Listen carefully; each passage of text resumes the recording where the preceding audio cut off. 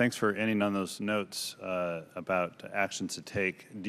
Is it your opinion that FAA could take these actions with the current learning period or moratorium that Congress has in place through 2023?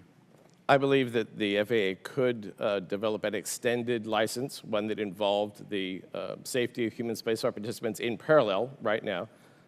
And one of the benefits of that is it allows the voluntary industry standards to move from a voluntary basis within the current license regime into being part of that extended license. I do believe, for the sake of industry stability and investment, that ending the impermanence of the current license regime would be beneficial, especially in the context of developing a permanent license that does involve the safety of participants. Yeah.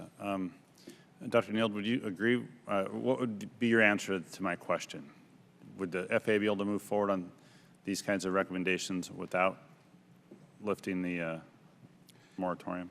Our understanding of the current law is that there is a moratorium in place, the learning period, which lasts until 2023, and that specifically is intended to prevent the FAA from issuing regulations that are designed to ensure the safety of the flight crew or spaceflight participants. So we believe that would preclude us from issuing new regulations. Now, we certainly can work with industry on voluntary consensus standards, and that's what we're planning to do. Mm-hmm. Yeah. From an industry perspective, are voluntary consensus standards enough? Mr. McCallum?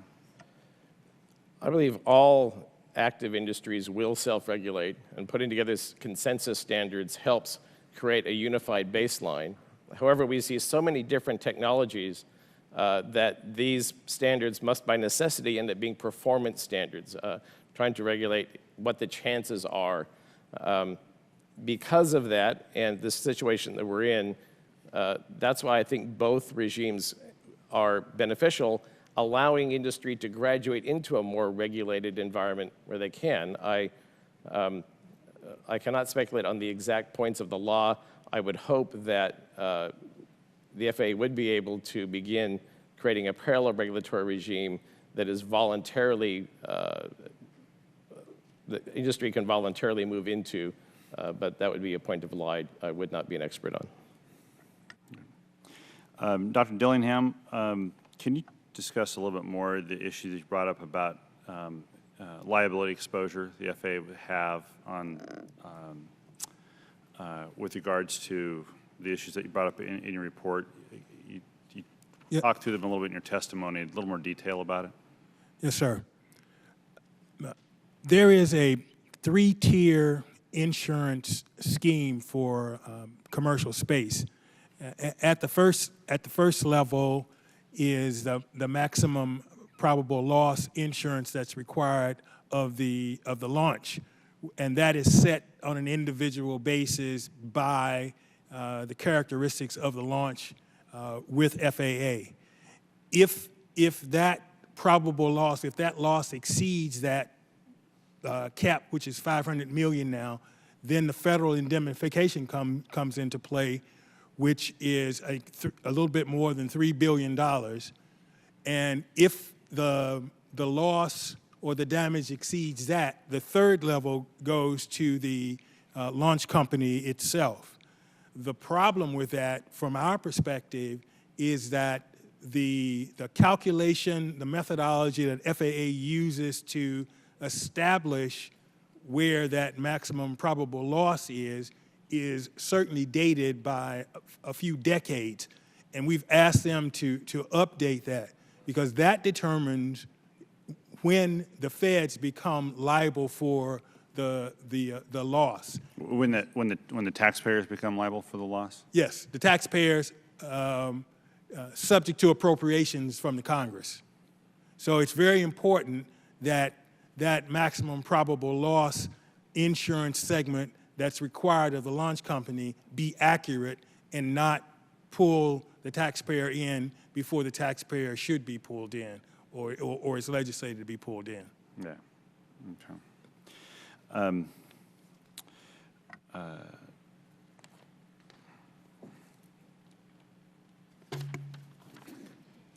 Has did the GAO find that there are enough folks then in the FAA to do inspections, to process licenses, to basically do the basic work that they would be required to do? Mr. Larsen, that's hard to say, but what the evidence has shown us, and we've talked to FAA about this, that in some cases they were unable to do some 10% of their required inspections for launches. We talked to FAA about that, and you know, what are the implications of this? What are the safety implications of this? The response that we got was that there were no safety implications, that the agency prioritized its inspections.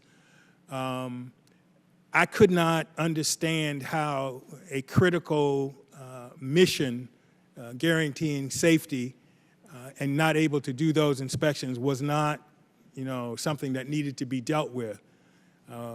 We told FAA and recommended to FAA, and they are following through on that, if they need more resources, that in order to make that case to Congress, they had to present better information so Congress could evaluate the need, and that had to be based on a more detailed explanation of what are the actual duties and responsibilities that the agency has, and how does it match up with the resources they have. And as we've seen, and everyone's testified to this morning, there's expanding responsibilities, increasing launches, but at the same time, the relative size of the FTEs is pretty much been level across the board and not matching. So a lot of this is on FAA in terms of making that presentation to Congress to justify the resources that they will need. Thank you. I have just one more question. Mr. Gold, did you want to weigh in on that question? You seem, I would love to, yeah. and I really appreciate Sure. the question, Congressman.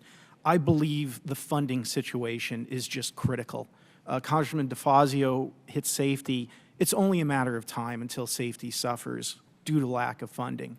I'd like to compliment your colleagues, Congressman Bridenstine, Congressman Kilmer, who have fought to at least get the presidential budget request for FAA-AST this year and match what's in the Senate. But as you've heard from everyone on this panel, the field is expanding, and to just look at launches is a very poor way of judging what the AST needs in terms of resources. As I said in my testimony, the ComStack at every meeting has endorsed the need for more funding. When have you seen companies asking for more funding for the regulators before? If we don't deal with this, I believe the repercussions would be dire, not just to safety, but maybe a little less important than safety, but still important, is the health of the industry. That AST will be caught in a triage situation where they'll probably have to look at activities that involve the government first and only then look at the private sector funded activities. This is the exact opposite message that we want to send to entrepreneurs, to innovators who are putting their own money into these projects. So not only for safety, but for the competitiveness of America, we must deal with this issue. yeah, thank you. Thank you, Mr. Chairman. Mr.